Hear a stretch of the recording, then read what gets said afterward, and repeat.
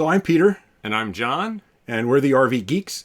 We're here tonight to discuss our most recent video that was all about avoiding crashing your RV into an overpass. If you've ever been in a situation where you have had that pucker factor as you've gotten closer and closer to a low overpass, we're going to talk tonight about how to avoid that.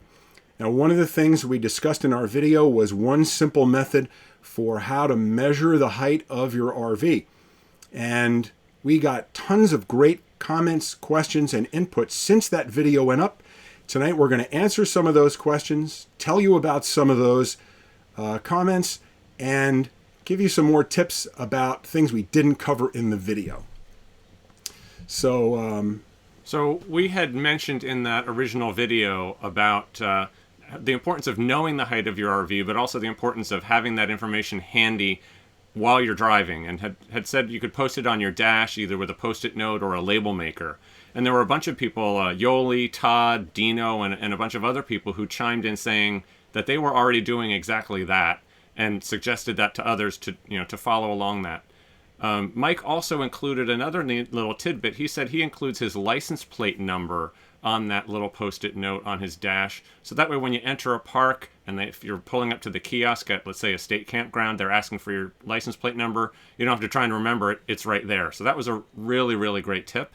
And Bob chimed in and confirmed what we had indicated in the video as well, that once you do get the height measurement of your RV, you're going to want to pad that by at least 6 inches in order to give yourself that extra little bit of buffer so you're not cutting it too close, and make sure that you're not going under overpasses that are going to cause you a problem. Right, and one other thing, that if you're going to put a post-it note or a message on your dash, you can also include your weight on that as well, since not just low overpasses, but low weight bridges could also be an issue, but that, of course, is a topic for another day. Yes. Now, Yoli and Mez brought up a topic that is related but not as easy to account for, and that is low overhanging branches in campgrounds. And if you're like us and you like going to national parks, state parks, more forested areas, national forest campgrounds, going into those types of situations, you are going to come across low branches on a pretty regular basis. Yeah, and unfortunately, trees do not have clearance height signs, so you're sort of on your own. But for the most part, if you are going in as a large Class A into a forested campground that other large Class A's have gone into, worst case scenario, you're going to be dealing with some small branches brushing up along the side. You shouldn't be dealing with, a big heavy tree branch that's going to rip your air conditioner off. So the good thing is if you see other vehicles like yours, like a Class A, in the campground, you can be fairly confident that others have blazed the trail before you and there's room for your rig. And the good thing also is you'll be going very slowly in that situation, and you may want to have someone get out and walk ahead and look back and sight for you and really take your time so that when you do brush up against... Your wash pole can be a good thing for pushing a smaller branch out of the way too, so you don't have to push past it. Right now, also, Gary mentioned the importance of watching your height at gas stations, not just low overpasses. We've seen those videos online. Those are not fun. Right. You may have seen there's a video that's been making the rounds on YouTube where one of those canopies over a gas station was knocked completely down on top of, I think it was a fifth wheel. Yeah. So it's not just for bridge overpasses, but anywhere where there's a low clearance. Yeah. And then Pat and Lewis both asked if the height that's reported by the manufacturer includes the air conditioners. So, yes, all RV manufacturers have to report the tallest point on the RV with any additions that were put on at the factory. But we still recommend that it's a good idea to do your own measurement, because your dealer may have installed something, especially if you're buying a used RV, the manufacturer's number may not be the correct number anymore. So even though that number would include whatever came installed from the factory on the roof, you want to make sure you know the correct one. Right. Don't outsource your safety to someone else. If you don't get up and measure yourself, you can't be absolutely sure how high your rig really is. No. Okay. Another comment came from John, who had a great comment suggesting that the Escapee SmartWeigh program is a great way not only to get your rig weighed, but also measured. Yeah, absolutely. And in addition to the Escapee SmartWeigh program, we've also heard about the RVSEF. They do weighings at rallies, and I believe they may have mobile weighers as well. So Escapees has, I think, 3 different permanent locations where you can go to get weighed, so you can make an appointment. But I think at rallies, Escapees and RVSEF do weighings and apparently measuring heights too. So right, and if you're not familiar with the RVSEF, that's the RV Safety and Education Foundation, which obviously promotes RV safety.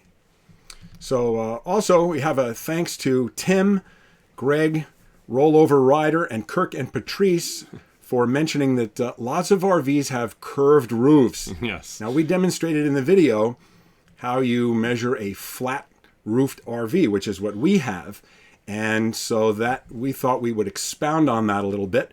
They suggested using a carpenter's level. So if you have a curved roof RV like this one, like this old Airstream. So this is obviously an extreme example of a very curved roof, but there is a way to measure this by using a carpenter's level and a straight edge. And one thing that's neat is you can measure in one step simply by going to the highest point on the RV, as opposed to using 2 steps like we did. In our video, we measured to the roof, and then from the roof we measured to the top of the air conditioners, and then more recently to the top of our WeBoost antenna. So what you would do in this case is you'd put a straight edge on top of the tallest part of the RV. Now in this case, you see we've put a line across from what looks like a roof vent. Could be an air conditioner. An air conditioner, whatever it is. And what you'll need is a straight edge that's long enough to be more than half of the width of the rig. So let's say your rig is 8 feet wide. Maybe you'd want, I'd say maybe a 6 foot long straight edge. 2x4. Maybe an 8 foot 2x4. Just make sure that if you do use something like a 2x4, it's not warped or curved. So what you would do is you'd put this straight edge across, and then you drop your measuring tape, your tape measure, down to the ground along the side, just like we did in our video. But here's what's different. Now you can take a carpenter's level and set it on top of that straight edge and move the 2x4 or other straight edge up and down until it's perfectly level, and then have your helper down on the ground take a look at the reading, and you'll have the exact level. Now there's one crucial problem with this if you don't do it right. You have to do this on a perfectly level spot. Or at least as close to level as you can get. Imagine, if you will, if you had your RV, a curved roof RV like this, and it was tilted over to the side, and you were to put this straight edge off and move it up and down till it was actually level with the carpenter's level, that straight edge is no longer parallel to the ground because the ground wasn't level. So there's 2 ways to get around this. One way is to measure first on one side like we have depicted here, and then measure on the other side. And what you'll find is if you were on a site, a parking lot, or wherever you were that wasn't perfectly level, you can simply average the 2 amounts, because of course one is going to be a smaller tape measurement to the ground and the other will be larger. If they were, say, 6 inches apart, you'll split the difference and go 3 inches right down the middle, and you'll end up with an accurate measurement. Now, if you want to be on a perfectly level site, there is a way to do that. You might walk around the parking lot with your carpenter's level and see if you can find the most level spot. Or you can do something like we did in our video showing off our LevelMate Pro. If you have a LevelMate Pro already and you aren't aware, you can actually drive around the parking lot with it turned on, like we did in the video we're showing here, and it will show you when you get to the most level spot in the parking lot, including a perfectly level spot where it would all be zeroed out. Right. But at least this gives you a really good idea of how far off level you are to know whether or not there's going to be a big issue with disparate measurements on the 2 sides of the RV. Right. Now, so we've also talked about a curved roof side to side. What if you have a curved roof front to back. Yeah, Airstreams are not the only RVs out there with curved roofs. You might have, say, a fifth wheel that's got, there we go, a fifth wheel that has a roof that's not flat. And so obviously it's not just an issue of it being a continuous curve like on an Airstream. Fifth wheels often have multiple levels, and so you may need to take multiple measurements when you're trying to get the height of a fifth wheel, because the highest point may actually be, let's say, the air conditioner, which is at a lower point on the roof line, but it actually sticks up above the highest point of the roof. So you may need to do a couple of measurements in order to make sure that you're actually measuring the highest part of this. Correct. And I want to make one quick note again for anybody who's just joining us. As soon as we're finished reviewing these comments and questions that we got over the last couple of weeks, we will get to your questions as well live. So if you could hold off on your questions and comments just till we finish this section, we apologize if we miss any comments that are being left now. Yeah, we don't have any moderator helping us. We don't out have here. a moderator here helping us, and we'll try and get back to them, but we'll let you know when we finish this section, and then we'll be happy to take any questions you have now as well. So when talking about a fifth wheel, something else came up that was very important. The Burn Stuff commented about how important it was to make sure that you are in actual travel mode. Yeah, absolutely. This is especially important for towables. If you go measure your fifth wheel while it's on the landing gear, you're not going to get the correct height. You've got to have your towable connected to the car and ready to roll. And that's true for a Class A diesel pusher. Make sure you're up on the airbags, you're not on jacks. Regardless of what type of RV you have, make sure it's in the same exact configuration as when you are cruising down the highway. Right. Okay. Now, in talking about getting prepared and being ready to roll, one of the things that a couple of people, Rodney, Richard, and Patrick, actually talked about was the effect of airbags on a diesel pusher's height. So the ride height of a diesel pusher when it airs up. So we had, mentioned that we wanted to be off the jacks, and of course in our coach, when we retract our jacks, our airbags automatically inflate and we go to full ride level. You do not need to keep the engine running in order to do your measurement. Obviously, if you just shut down you can do your measurement within half an hour, you should be fine. It's really only much older rigs that you would have to worry about airbags losing their air so quickly that you might get an inaccurate reading. And I will say this, having had a lot of experience with old General Motors buses and MCIs, which I've driven before, only the oldest vehicles have an airbag leakage problem. If your airbags are leaking so badly that an hour after you shut your rig down, you've come down off the airbags, you are in an unsafe situation as far as your air system goes and need to have that looked at. The integrity of the air system needs to be good enough that you will stay up on your airbags for quite some time. I'd suggest that if you've run the engine within the last hour or two, you're fine to go ahead and take your measurements. If you want to be safe, do that. Leaving it overnight, it may come down off the airbags a little bit. So but don't leave the engine running while you're taking your measurements. That should not be necessary. No. And Rodney and Marco also asked what Peter taught students to do if they actually came to a low overpass. Oh, yeah. So they said, if I actually had a student come up to a low bridge, what should we do? And I said, if I have to choose between stopping or hitting the bridge, that is an easy choice. You are going to come to a stop. Put your four-way emergency flashers on, and you are going to figure out how to get out of the situation without having an accident. Now, there are some overpasses that we were talking about low bridges with could be unmarked, but in many cases, you're going to see ahead of time, if you're paying attention, signs like this. And I would guess that if you got to a point where you were stopped on the road because there was an overpass blocking your way, and you are forced to make a K-turn or U-turn or back out of the situation, you might see a sign like this on the other side of the road that you missed. So we'll get into talking a little bit about, in just a second, about GPSs and the motor carrier's atlas. But your eyes are the most important thing to make sure that you don't end up in a situation where you are now in having to back up or K-turn in a dangerous situation.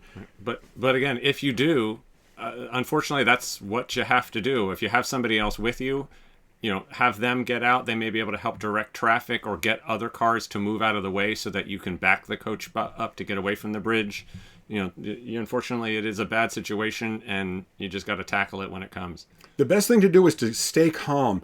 And I would say this. This is something I told students before. If you get in a situation that you find stressful or embarrassing, maybe you're a bus driver and you have passengers on board, maybe there are other people on the road that you have to literally get out and stop traffic and ask for help, and you're embarrassed and sweating and nervous, that situation will lead to a great funny story 3 or 4 years down the road, 3 or 4 months down the road. Actually striking the overpass will probably be something you're never going to laugh about. No. And it's something, as a professional driver, that's something that's going to stay with you for life. So don't have that accident. Whatever it takes, don't hit the overpass. And as we mentioned in the video, we're talking about the Rand McNally Motor Carriers Atlas, which gives you the listing of safe roads that have high enough overpasses to make sure that you won't have any issue. There are also several RV GPS models out there that you can input the height and weight and length of your RV, and they will supposedly help ensure that you route yourself correctly. If you look through the comments on both our website over at thervgeeks.com and on that video here on YouTube, you'll see that there are a lot of people who have posted very good experiences with various models. The Garmin unit or the Magellan, whatever.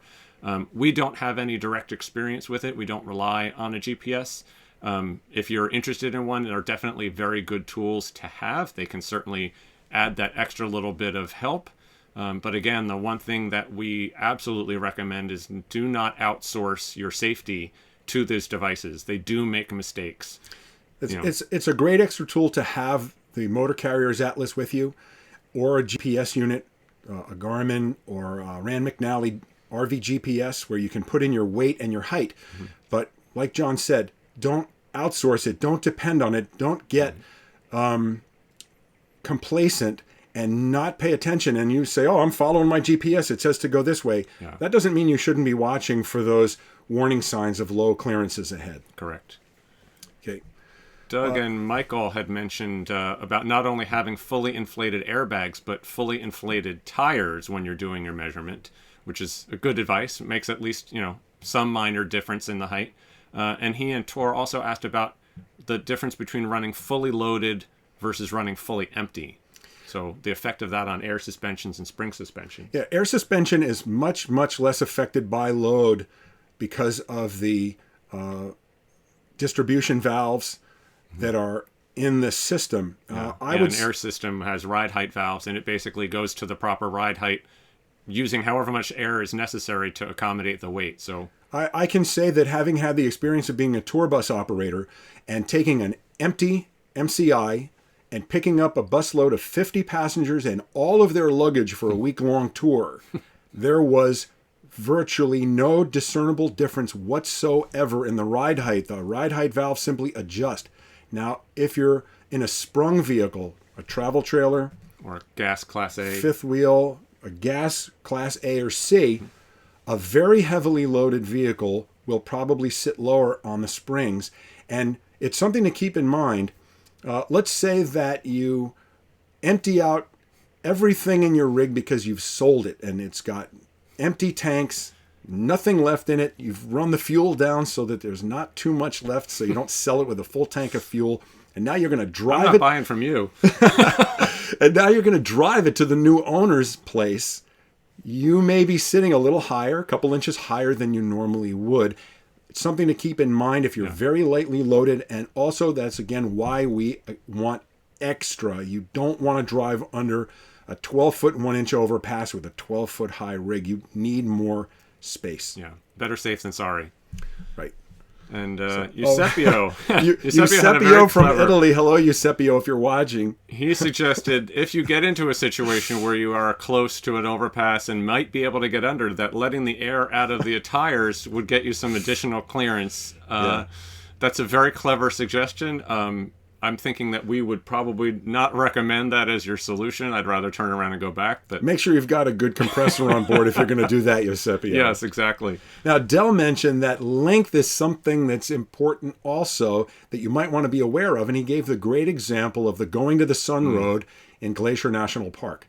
It just so happens that we've been on that road many times, and we included in our video about the Going to the Sun Road an image in the video of that 21-foot length limit sign. Yeah, they're serious about that. They do not want you on that road. And if you get to the other end of the Going to the Sun Road and they see you're towing a trailer and they ask where you came from, and if you said you came across from the other side, someone mentioned that they got a ticket for doing that, and I'm not surprised. No. Kurt noticed that on the I-95 corridor on the East Coast that many bridges aren't marked, and he wanted to know whether or not there's a minimum height before they have to post the clearance. 14 feet is supposed to be the minimum before a clearance needs to be marked. So if you're going underneath a 15-foot overpass, it doesn't have to have any height clearance listing at all. But supposed to be listed is the operative word here. And if you're driving along and you see there's no clearance sign, nothing, it doesn't guarantee that you're going to fit under that overpass. And if I would tell you this, the difference between a 14.5-foot overpass and an 11-foot overpass is so glaringly obvious. If you're coming up to an overpass and your eyes widen and you're like, that looks really, really low, and you didn't see a low clearance sign, I would stop if it looks that close. Park with your four ways on, if you can, safely at the side, and walk out ahead and look back and sight it. Don't find out. Walk back and see if there was a clearance sign that you missed. Because you might have. Yeah. So your eyes will tell you a lot. It's very obvious, the difference. Just a couple of feet will be very obvious. So if it's 14 feet or above, it doesn't have to be signed, but it's no guarantee. And D for Dan, who lives in the UK, mentioned that all Hi, Dan. trucks and buses are required to display the height of the rig where the driver can see it. And we have to say kudos to the United Kingdom. That's a smart rule. We think that's a great idea. We don't think they have that here, but No. I haven't been a professional driver in over 20 years, so maybe they've changed that. So also, Tom mentioned the danger of a dip in the road underneath the overpass. Right. Which is a real good thing to think about. Yeah. There, I was going to say, unfortunately, they don't mark how much of a dip or a grade is involved in going under it, but you can imagine that if you were going under and then coming back out the other side, that now the roof of your RV could be higher than the minimum required clearance. And unfortunately, it's probably impossible to do the calculations, the algebra, the calculus needed to figure out the approach and departure angle of the dip and the length of your rig and your wheelbase to figure out if you're going to clear it. This is another one of those situations where leaving extra space is so important. Why we said our rig, we are 12'1" and leave 11 inches above us. Our 13 feet is our comfort level. Right. Much safer. Right.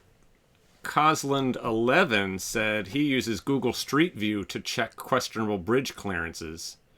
And we have to say, kudos. That's a great idea. Absolutely. We use Google Street View like mental patients. When we're doing trip planning or we're looking to go into a campground that might be in a remote spot, we check the entrance driveway. We look at some of the roads if they look like they might have sort of narrow angle turns just to make sure we're coming at it from the right direction. And keep in mind that the low clearance signs may be missing or incorrect on Google Street View. Right. And one of the main reasons why we take with a grain of salt those clearance signs is because of new asphalt being laid down. You can have 2, 4, 5 inches of new asphalt, and the guy who puts the new sign in or measures isn't out there with the asphalt people putting that sign up probably. So always leave yourself extra room. Okay. Oh, Enid mentioned that some overpasses are curved and that the maximum height sign might refer to the center height unless it's specifically marked over on the edge. So you may have seen our video recently in Zion National Park where we went through a very famous low clearance tunnel. Now in this video, we did not drive our rig through, although we have twice driven motorhomes through there, both of our rigs. But you'll notice this says 13 feet 2 up at the top and 11.4 over on the side. And they actually closed the tunnel down to all traffic when a motorhome or fifth wheel or other high clearance vehicle goes through here. And when you drive through, you drive right down the center line all alone with the tunnel closed off to traffic. So if you haven't driven through the Zion Mount Carmel tunnel in an RV, you haven't lived yet. You've got to do that. It's very exciting. So we have, those are the questions and comments that we have already seen come through. I think if we can, I've just seen while we've been talking, a few comments go by. Are we able to scroll back and see if we can answer some of the questions that have... And if you still have questions based off of all that information that we went over, now is the time to start adding them into the chat, and we'll try and get to all of the ones that we can before we end this. Yeah, absolutely. And we'll scroll back to the top and see if we can, and see if we can catch some. There we go. And see if you can catch some questions. We'll try and answer not only your questions, but we'd love additional input and comments and other ideas you have about avoiding overpass issues, about measuring a rig, experience you've had that's different than what we've talked about. Here's an off-topic question, but William Finch, you asked about whether or not diesel pushers have an external plug-in option for the block heater. And yes, everyone that we've seen, it's actually usually like an outdoor-style outlet out there with a cover, and the block heater plugs into it. Ours has a switch up on the dash where we can turn the block heater on from inside. Right. So let's see what else we have here. Let's see what other questions or comments we might have. And again, feel free to leave your questions and comments. We're going to scroll back down and get down to everything, and we'd like to have more of an interactive chat now that we've finished going over the previous ones. Hello to Hershey, Pennsylvania. Yeah. Okay. Let's see. Northern Illinois. We'll take a look. We'll you get guys down have to the been bottom. busy here. Well, you might as well approve that one. Somebody said we're not ugly. Thank you. Thank you, Walter. And sorry, Scott, that we gave you nightmares from that video. Yeah, it was not our intent. And thanks to 11foot8.com for letting us use that content. Yeah, if you get on that channel, you may never get off. You just sit there and watch it all day. So Eastern Triad had a comment that, do we think the RV GPS devices are trustworthy? We touched on that briefly, but let's expound a little more. Yeah. We don't have personal experience with an RV GPS. However, we saw people comment, and we have read in various chat threads that there are conflicting reports. There are two units off the top of my head that I know of. One's made by Rand McNally and the other's made by Garmin. Yep. Both of them have had people say they've never been steered wrong.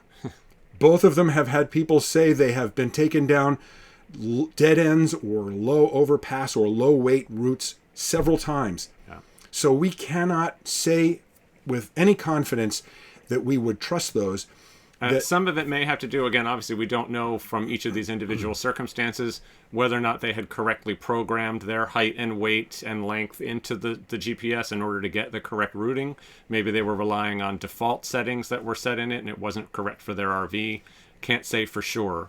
And also a related tool, which is the Motor Carriers Atlas, is something that's very useful, and probably, I'm going to say we don't carry one of those either, but I'm going to say from my experience driving commercially, that's a very safe way to go.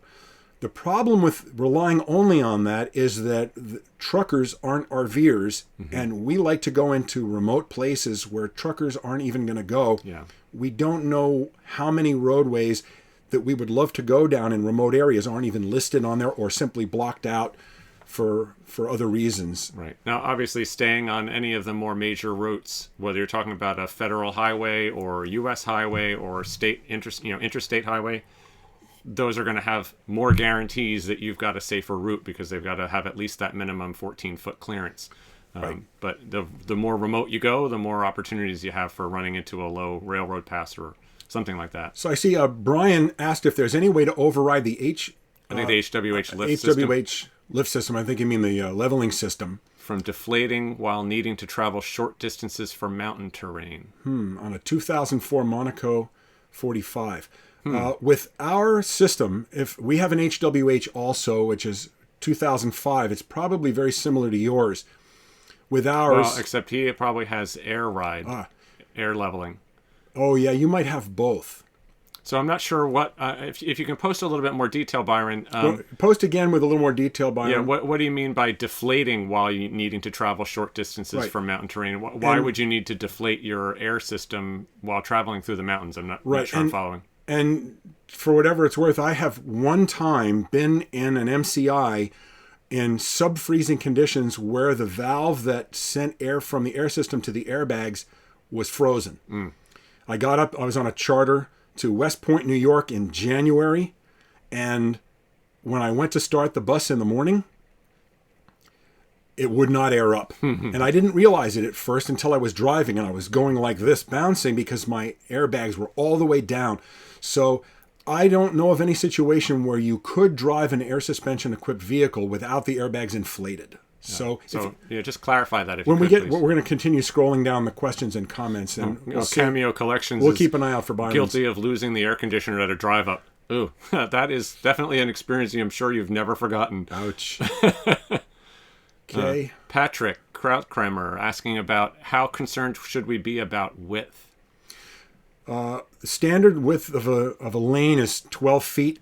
When they can be narrower than that, but a standard highway lane is 12 feet, and the maximum allowable width of a vehicle that doesn't have wide load signs and guidance is 102 inches, which is 8.5 feet. You shouldn't have to worry about width in general. It's a much less problematic thing. When you come to a construction area and they say lanes narrow and they've got the cones and it's all set up, you may experience the pucker factor of a 10-foot wide lane. I don't, because you're driving. But keep this in mind, every tractor trailer on the road is 102 inches wide. Every large motorhome, for the most part, is 102 inches wide. They are not going to close a lane down narrower than you can fit through, although they may make it narrower than you're comfortable getting through. You may sweat, but you'll get through. And I'm going to give you a quick tip about controlling your lane that I mentioned. We have a video about using your mirrors to control your lane position. I will tell you that how I taught bus drivers to drive is to stay to your left. You're sitting on the left. This is not for you UK people. This is for people who drive. Don't stay on the left there. People who drive on the right side of the road and who sit on the left side of the vehicle like we do here in North America. If you get to an area where it's very narrow and you're not sure what to do, maybe it's a narrow lane in a town where there are street lights. Or parked cars. Stay to your left. Hug the line. Hug the line and don't worry about the right side. I hear him saying that in my head if I'm in that situation.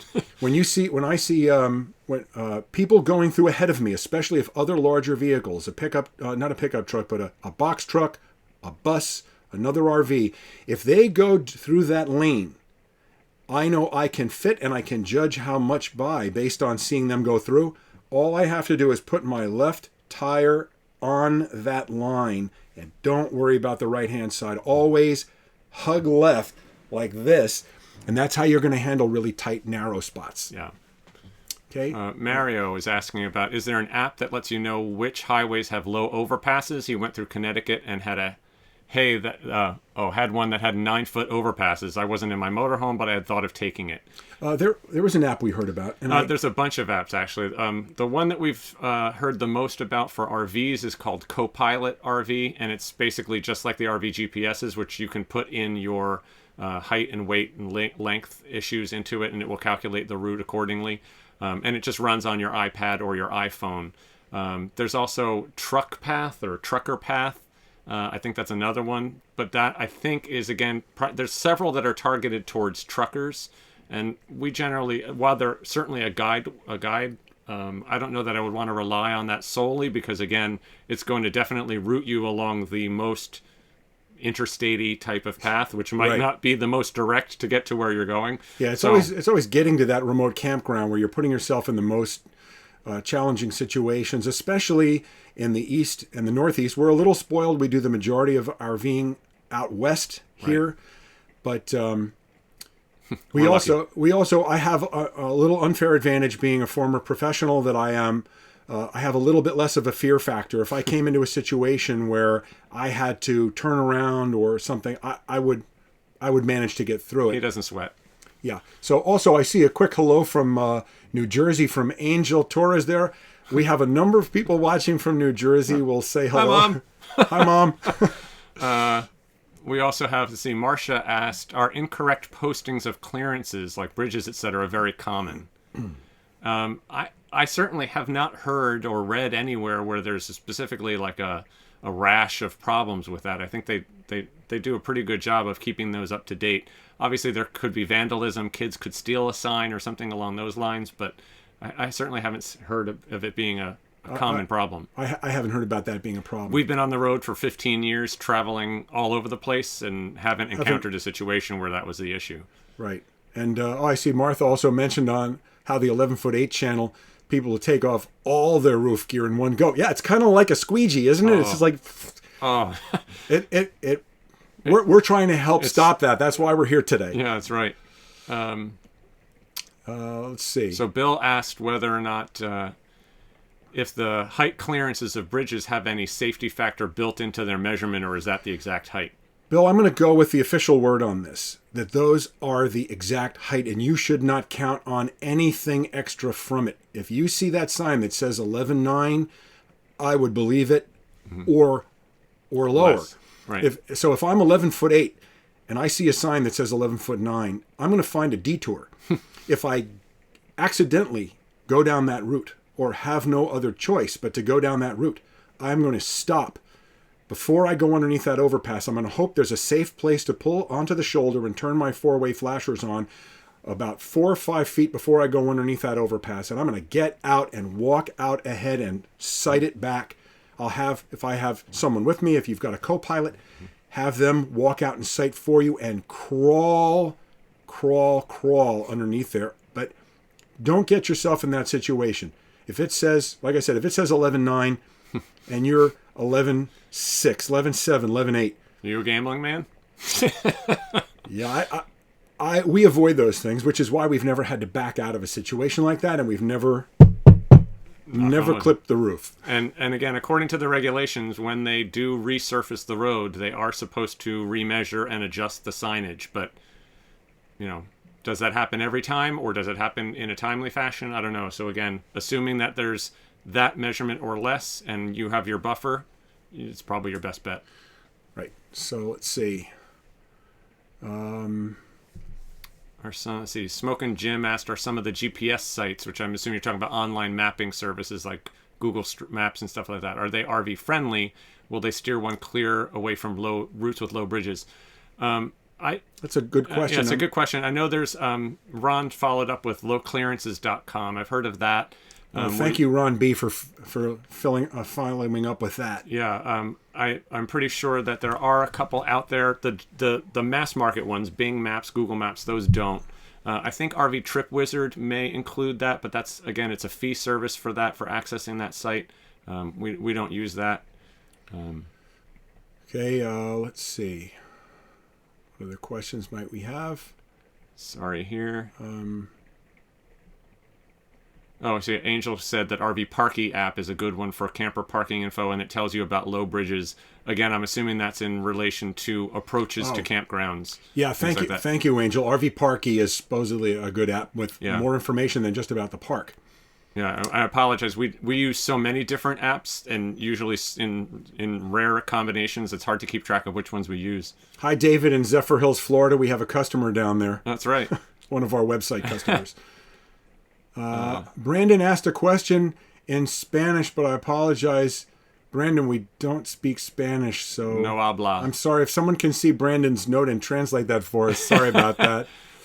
Kirk and Patrice asked if we could list the Rand McNally Atlas you mentioned. When we put this post live, we'll include it in the description. But if you go back to the original Overpass one, it's included in there. So we put a link in there. If you look at the original, go to the rvgeeks.com and the post where we originally posted this video 2 weeks ago today.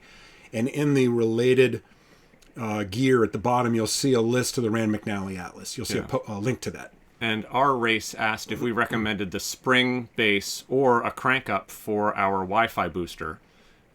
So we have one of each for our Wi-Fi. For Wi-Fi Ranger, we have that mounted onto our TV antenna that we can crank up and down, only because we don't need Wi-Fi while we're in motion. And obviously it wouldn't work very well while you're in motion. One of the reasons why we chose the OTR antenna, which we mentioned... For the WeBoost. Because the cellular boosting. That has to stay up at all times, because the WeBoost we use while we're underway. Right. You can't use Wi-Fi really while you're underway, so that can be on a crank up. And if you were to look at our Wi-Fi Ranger video from a couple of years ago, you'll see how we mounted it on our Batwing TV antenna, and we crank it up when we park and get lots of extra height. So the answer to that would then depend on your needs. So if you don't need cellular boosting while you're en route, then you could go with a crank up solution so that you would just crank the antenna up when you got to your destination.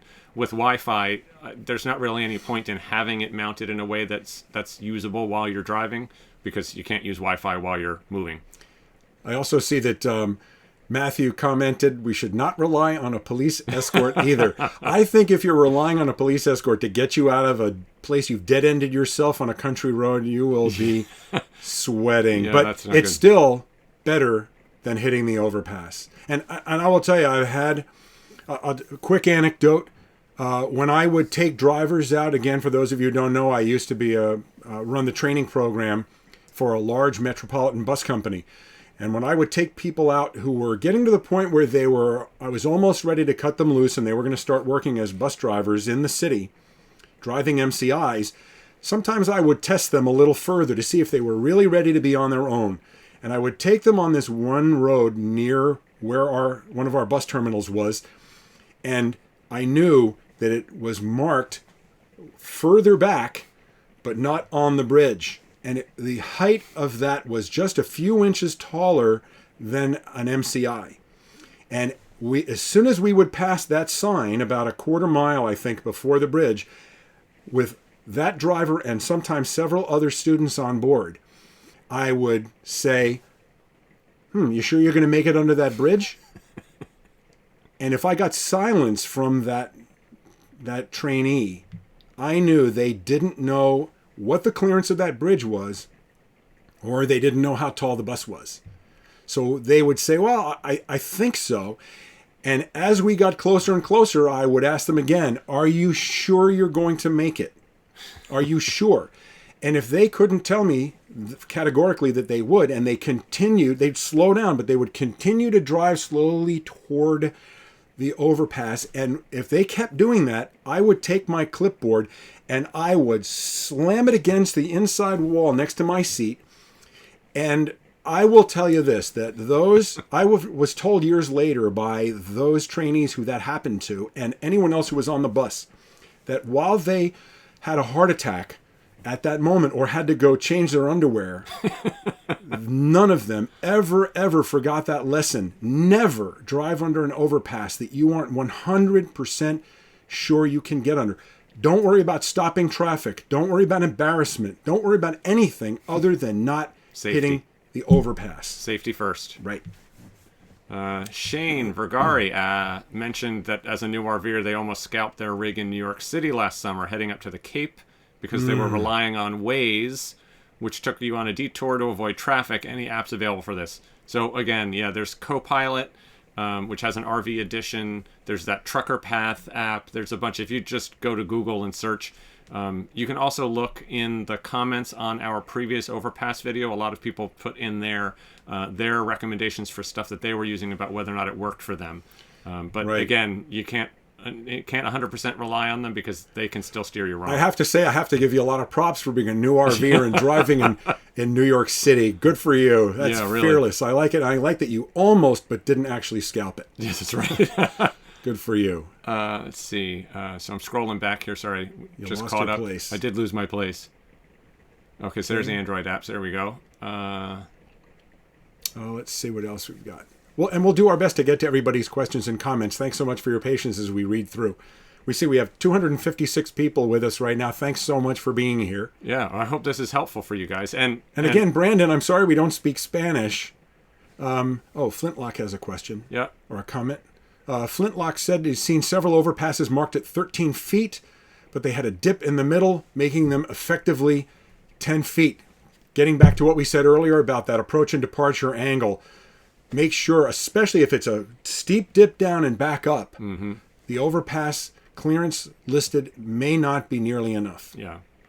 Gatorbait Bill asked, would you say that the Super C RV is just too big? I don't know if you were asking that of someone else, Bill, but that's a very personal choice. Those Super Cs are a pretty neat combination of a robust chassis with a lot of space inside. A lot of. My cousin who lives on Long Island had a Super C for many years, and she talked about how much she loved it. We don't have experience with them. Large versus small is a topic we'll cover in a future live chat. Yeah, it's a big topic about how big is too big and what's big enough. Yeah, Start the Rebellion mentioned taking the truck routes are definitely a safe option. So again, if any of what we're talking about here scares you or makes you nervous about it, then definitely the truckers road atlas, the motor carriers atlas, and using those as your primary routes to get you as close as possible to where you're going to go are going to guarantee that you won't have any issues with overpasses. And Michael has a comment here. So Michael is an OTR trucker, an over-the-road trucker, who mentioned that you should not trust a GPS. He was using a Rand McNally unit and found himself facing a 13-foot, 1-inch bridge. And obviously his truck was taller than that. Again, getting back to trusting your eyes more than anything else and your common sense. If you should know how high your rig is, how tall is it, and you need to keep your eyes open. You can't let yourself get distracted and miss those signs that tell you that low overpasses are coming. Absolutely. John Shretlin asks, how many inches of height do we use as a safety margin on our height measurement? Okay. So we're technically right now we're using about 9 to 10 inches. Well, so our rig, as we mentioned, is 12'2" is a hard top to our rig. The top of our air conditioners is 12'1". 12'1". See, I said you have to memorize that. And it's on the front. It's on the front. So 12'1". And when we added our OTR antenna from WeBoost, that took us up an additional 9 inches and to 12'10". So our comfort level, our rule of thumb, is 13 feet and always has been 13 feet, which gives us 10 inches above. That doesn't mean we'll just go blasting over underneath a 13-foot overpass. We will slow down, eye it up, stop if necessary. And the reason we've kept that 13-foot comfort level, even though we increased the height of our rig from 12'1" to 12'10", is because that antenna is spring-loaded. Now, if we were to hit an overpass at speed at 55 miles an hour, we would shatter that. I'm sure we would shatter that antenna. Going through at very slow, careful speed would push the antenna over and use the spring as intended, not at speed. Let's see. Gary Boyd makes a good point saying the other reason to measure height yourself is because lots of rigs have had their different size tires installed after leaving the manufacturer. So again, relying on the manufacturer's measure of your coach. If you're the first owner buying it directly from the factory, then everything was accurate. But if you're buying a used RV, that may no longer be true. And Gary, that's a fantastic reminder that what your RV manufacturer says may not go, especially if you bought your rig used and the tires could have been replaced with something with a different profile and it might be taller. Exactly. Great point, Gary. Thank you. Hi, Scotland. Hi, Craig in Scotland. We spent 2 weeks there and loved it. The burn stuff, a GPS, no matter the manufacturer, should be used with common sense and trip research and only as a guide. Thank you, the burn stuff. That's exactly right. It is a tool. It is not the be-all and end-all. And you need to use all the tools at your disposal and don't sit back and get complacent. Yeah, absolutely. Okay. James Petaway again talking about if you have any undercarriage work or suspension work done on your RV where you change your springs or shocks, that could change the height, so you're going to need to remeasure. James, that's another great advice. Example, especially if you've bought your rig used and don't know. And Murray Matthews referencing the 6-inch minimum for a buffer zone. So that's 6 inches is the least amount we would say to give yourself as a buffer. 9, 10, like I said, we've always had 10 and we're comfortable with that, even knowing that if we were that low, we would slow way down. Yeah. And by the way, somebody mentioned our trip through New Zealand. Joan, thank you. We had a great time in New Zealand and Australia. And also, while we're here, George from New Brunswick asked if we have any plans for an East Coast Canada trip. We will be spending this summer in the Maritimes, so George, maybe we will see you there. Exactly. Okay. What else we have? Let's see. So John Shetland followed up and said he uses 9 inches to make his height an easy-to-remember number of 14 feet. So, yeah, sometimes just rounding it up to something that's easy to remember, especially if you're not planning on putting a note on your dash, that's a great... Which is exactly what we did, really, with our 12-foot 1-inch rig and rounding up to 13. And as we mentioned in the video about being in Canada so much of the time, know your height in meters if you're going to go to Mexico or Canada. And our rule of thumb is very simple. 13 feet in the States, 14 meters, and I'm sorry, 4 meters. 14 meters, we're not going anywhere. Yeah, forget that 14 meters. 14 meters, we have no problem. 4 meters in Canada and Mexico. Bob S. says he's planning on, he's shopping for a Newmar right now, so we can join us out on the road soon. Good luck with that. And thank you for the compliment, Bob. We appreciate that very much. I hope you pick up a great Newmar. We certainly love ours. And Start the Rebellion says we're way back. We need to move along. Oh, sorry. We'll try and catch up. Okay. Oh, and so Sean Rudden said, I know someone who uses something called the Giraffe G4, which measures the overpass height. No so kidding. You have to get the front end of your rig under the overpass through. Yeah. We saw that comment, and maybe it was you, Sean, who left it on the original video and went and took a look at that device. And it is interesting. It's like basically like a sounder that gets mounted onto the front of your rig. And then as you drive up underneath something, it does basically it's like sonar measuring the height up underneath it.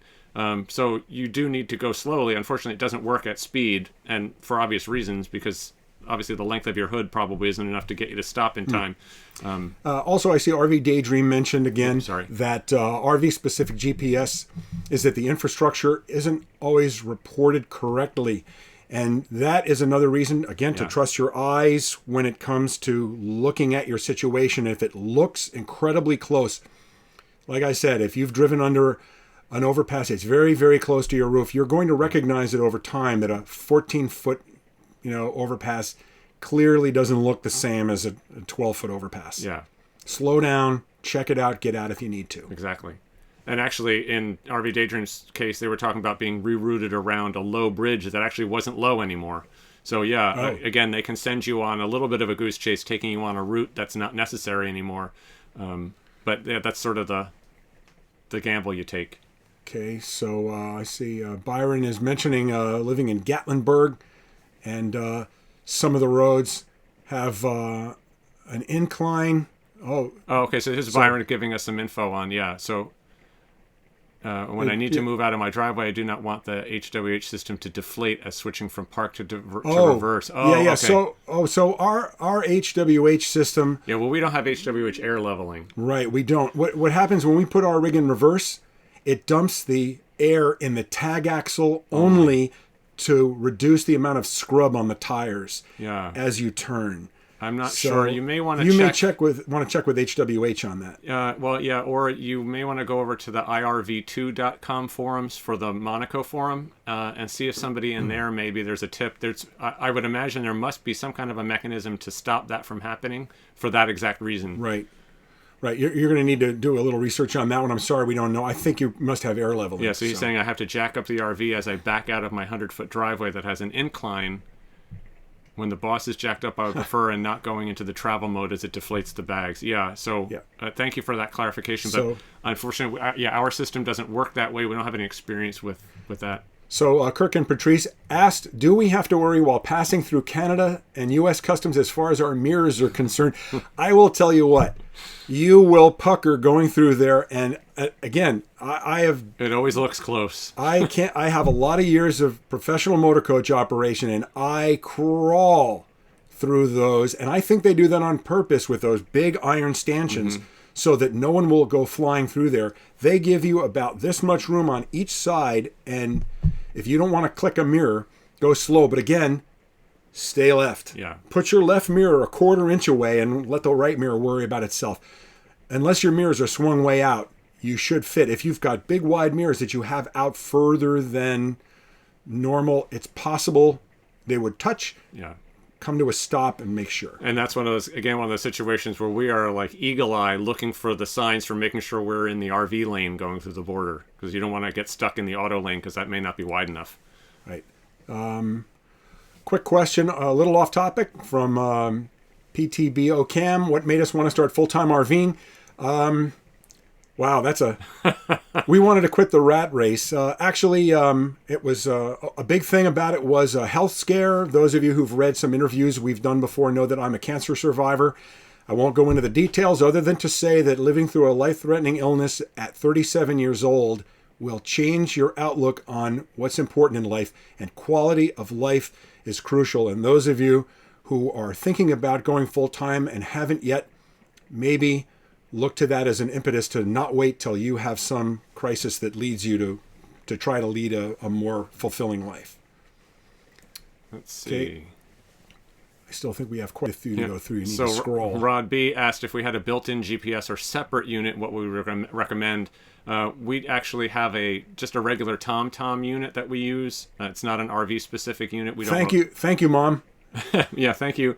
We don't rely on that obviously for overpasses and things like that. But right, and it is not RV specific. No. And since we're going east this year, we may talk about delving more into RV specific GPS. Yeah, and Quiet Pianist asked, would getting the police involved help if you're stuck in a low overpass area that's busy and you can't direct traffic yourself safely? I'm guessing the police are going to come. Yeah, and if you are definitely in a really bad situation where you're blocking up traffic, it might not be a bad idea to give them a call and get some help, because... And when you say stuck, I hope you mean stuck right in front of it, not under it. Good. And here's a quick question about converting a double-decker bus. Oh, sorry, just jumped, sorry. Did that jump? I think we lost our position. Oh, about police escort? I think it jumped down. I apologize if it's it's I apologize if we lost some questions. It just jumped. Oh, yeah, there we go. So I guess converting a double-decker bus into an RV would be a bad idea. Oh, start the rebellion. Yeah. I'll tell you, when I was in the business, there were double-decker buses in nearby where I worked.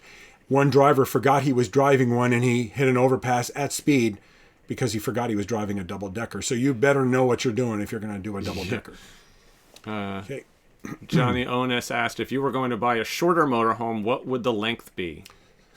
Say it together. 35 feet. Okay, next question. There's no real magic to that number, but we're going to go into that in the future. We are thinking about a shorter rig. We always say buy the shortest rig you think you can be comfortable in, and we want a shorter one so we can go back into tighter areas than we can now, national parks and all. We made a little bit of a mistake getting this bigger rig. We love it, but there are lots of reasons to go shorter and few reasons to go larger. Yeah. Okay. Craig wants to know when we're coming back to Scotland. We were talking about it yesterday, actually. Your ears We're not kidding. We're not kidding. And Thomas Tokar said, our coach is 12 feet 9 inches tall. We're newbies. We always look for height signs on overpasses and have yet to see any, or only certain heights marked. So 14 feet and lower under is supposed to be marked. Or actually anything under 14 feet. Anything under 14 feet should be marked. If it's 14 feet or above, they don't mark it on any of the interstates or U.S. highways. Right. Okay. Your Zion video, you drove through the center of a tunnel. How much variation have you found driving through tunnels or tunnels with a curve in it? Thanks, FarmBoy234, for that question. Yeah. You have most places you're going to go, the overpasses are not going to be curved. The majority of them will be like the tunnel in Zion, where there's a marker on the right-hand side up around 10, 11 feet-ish at that point. Your rule of thumb there is to make sure that whatever the clearance is at that point where they mark it, because very often they'll mark it even with the curb, so that if you are in the roadway, you'll know what the minimum height is on the far upper right-hand corner. The rule of thumb there is, again, as I've mentioned earlier, stay left. Put your left tire on the center line, but make sure that you see what that clearance is and that you are shorter than that level. Let's see. Okay. Tony G recommended, if you do use a GPS, make sure you keep it updated. That's excellent advice. We do that as well. They do get out of date. Right. And if Todd Clark said if the specs say 11 feet, Is it really Is it 11 really 11 feet? feet or higher with the AC? If it says 11 feet from the manufacturer, it's 11 feet including the AC, but don't If you trust bought it from the manufacturer. Right. If And you is- bought a used coach, someone may have added something or changed something. New so tires, new suspension. do the measurement Measure yourself. it. Never hurts. Right. And Scott Horan asked, totally off topic, but what would you say is your average monthly cellular data usage? Scott, we're going to just, since there's so many questions here on topic, if we could, we'd like to defer you to bigger experts on that, Chris and Cherie. Oh, well, yeah. And if you want to just post that as a comment on this video or the other one, we'll try and get you an answer. Yeah, there. if you could post it in the video, it's archived live. We'll try and get back to that since this is going to go away. And Thomas said just had sumo springs installed, which raised the height of his coach a full inch. So Great, thank you. Chuck Cheney asked any height variation from front to back to worry about. I think with a rig like ours, where it's a flat roof and flat across side to side, I wouldn't worry about it. We just measured ours in the middle. But I think that the reason it's probably not an issue is there is always going to be something other than the roof itself that's going to be your highest point. It's most commonly your air conditioner, but it could be an antenna. It might be a ladder. It could be a satellite dome. Yep. So I don't think that's a big factor to worry about unless you're looking at a fifth wheel like when we showed earlier that's humped up in the middle. You want to click on that one and show that one again? Remember which one that was? See, I got my there we go. There we go. So if you're in a rig like that, now you can see obviously you've got to be concerned about where the highest point on the rig is. Yeah. So there's a good example of that. Okay, little visual aids here. Try to get fancy with our live chat and have a little studio. Good XRVN asked, are bridge heights marked on both sides of the lanes or only on the right? Oh, that's a good question. Is there a regulation on that? I think that the lower the height, the more likely it is to be overhead. Yeah, right in the middle. Yeah, but It may also have to do like that, like the tunnel in Zion, where they have the measurement at the middle and the measurement at the edge, because both of them are under 14 you're never going to feet. see the measurement on the left side. If it's a curved overpass, normally you're not going to generally see it on the left side because you're driving on the right. Al Miller mentioned that his OTR Trucker Atlas was considerably more useful than his Garmin RV GPS because Garmin sent them on multiple unpassable routes. So, yeah, again, having multiple resources is great because trusting any one specifically. We also got a note from Quartz Vixen who said it was great to see us sailing with the winds. We're going to tip hand a little bit here. Stay tuned for the Panama Canal video from Nikki and Jason and from us. It's coming up within the next couple of weeks. And right about now, I would love to be back in Panama. It's getting cold. Yes. Okay. Quiet Penis asked, how do you eye tough right turns at busy intersections where people tend to creep forward in the turn lane? Okay, so when you say people tend to creep forward in the turn lane, I assume you're talking about people who are coming in from your right-hand side from the street you're turning onto. And you need to not be afraid. This is kind of like with a low overpass. You need to not be afraid to stop, to block traffic if needed, to get stuck without having an accident. So the general rule of thumb is to make a right-hand turn with a long vehicle, you need to stay to the left. But when you stay to the left, it opens up your right side to traffic coming up, which requires you to be very vigilant with your right mirror, particularly the convex mirror. And you need to stay to your left, nose out into the intersection, and with people who nose out and block you, you need to do what we call in the business, back them up. And if they won't back up, you need to nose slowly forward until they realize, go very, very slowly. You don't have to pull right up to their bumper and threaten them or be intimidating. But as in an RV, you're intimidating enough. As you start to round the corner, traffic behind them will begin to back up. They will begin to back up. They'll get it. They'll back up for you. Yeah. We always try and keep in mind the fact that most people driving around in their cars don't really have a clue what it takes to drive a big RV in a tight, urban situation. It's not that they're doing anything intentionally; they're just not thinking ahead. Bill Foley mentioned that we talked earlier about tree branches and campgrounds, and talked about using Google Earth to research campgrounds. That's a great idea. You can't tell the exact height, but what you can look for is what type of RVs are in that campground during the time the Google car went through. And if there's big Class A's, and that's what you've got, it's probably going to work for you. And Brian at RV with Tito says, hey, if we just follow you guys everywhere, we'll always fit. Oh, sure. Let us smash our air conditioners off. Brian, say hi to Melissa for Yeah. us. We got to see you guys again.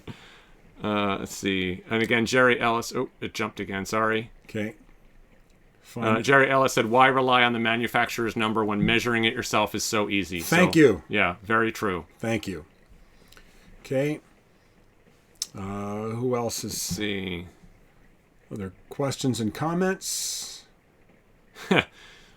BC65925 talked about a good tip being a cheap infrared thermometer to use to check your tires and hub temperatures when you stop. Yep, we have one of those. We've mentioned that before. One of these days we'll have to do a video showing how we do it and how hot they get. Yeah, I think we got ours on Amazon, not at Horrible Freight, as you call it. Oh yeah, we have one in our favorite gear page on the RVgeeks.com that we use.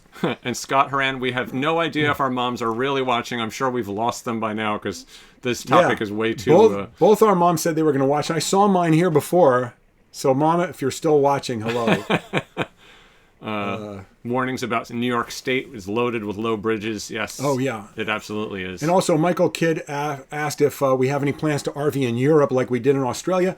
Those of you who are familiar with Nina and Paul, our very good friends from Wheeling It. From Wheeling It, they are moving to Europe. So we're just going to move in with them. We want to go visit them, and our next RV trip abroad would likely be in Europe. Yes, we just don't know when that's going to be.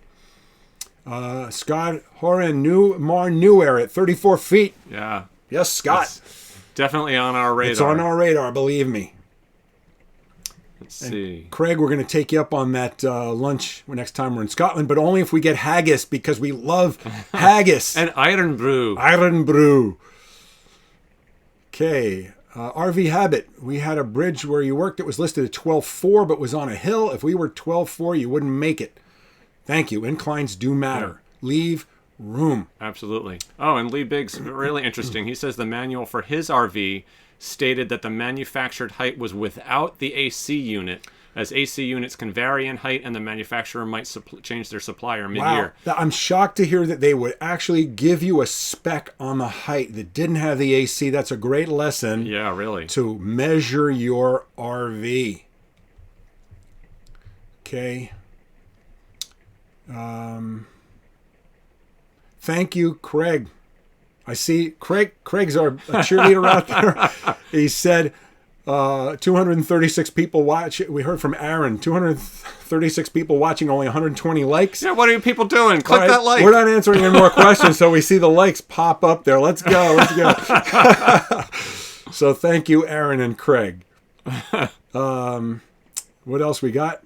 Somebody said hi to either our mom or theirs. I'll take it.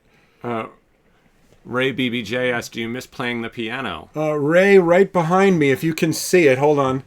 There. Oh, that's it, right? That's my piano right there. That's the edge of it. That is grand. That's my Yamaha keyboard, and I play the piano on board all the time. Yep. And it looks like we are caught up. I think we've caught up with. We haven't bored 226 of you. Yeah. And I see we're getting a few more thumbs up, so that's good. We're up to 153. Keep it coming. We'll hang out a few more minutes. So I think we've gone a little longer than we planned. We thought maybe this would be about 45 minutes or an hour, and we're up to an hour and 10 minutes at this point. I think we're gonna let you guys go. And before we bore the pants off everyone, I haven't seen my mom comment back. I think she may have fallen asleep. She's on the East Coast, so it's getting late for her there. So we want to thank you all very much for coming and joining us. I think we'll wrap it up here. Yeah, and actually thank you to everyone who commented on the previous video and gave us some tips and pointers for things that we hadn't thought about. We really want, and we're coming up again on 15 years, and so we don't know everything. No. And we never claim to, and we really appreciate all the feedback we've gotten from people. Some of the comments we got were things that we didn't know. Mm-hmm. Some were things that we simply hadn't made time in the video to mention. Mm-hmm. So also I see people are thumbing up under peer pressure. That's good. Lots of peer pressure. Hey, it works. And Frank, I see you just joined. Please don't go. This video will be archived on our YouTube channel. Yeah, it may take a little bit for us to get it up because we're going to edit out the beginning part before we... And this was our first real long live Q&A YouTube experience here. So if you like this, after the video goes up and gets archived, leave a comment. Let us know that you appreciated it. One other quick question. I see somebody asked about all the LEDs. You're seeing some LEDs. The lighting up over my head here, that's all LED. The lighting over our head is all from M4. And if you aren't familiar with M4, check them out. They make just the greatest bulbs. So I think we're going to wrap it up. Wrap it up there. Before we lose our voices. Yeah, cue the outro. Well, we appreciate everybody being here. If you haven't already subscribed, do so. TheRVgeeks.com is our website. We are going to have some special announcements being made over the next couple of weeks on TheRVgeeks.com. Don't crash into an overpass. Get out and measure your RV. Get outside, get on your roof safely and carefully. Measure your RV and make sure to drive safe. We hope we get to see you on the road. Thanks so much for joining us, and drive safely. Have a great night, everybody. Thanks so much. Thanks again.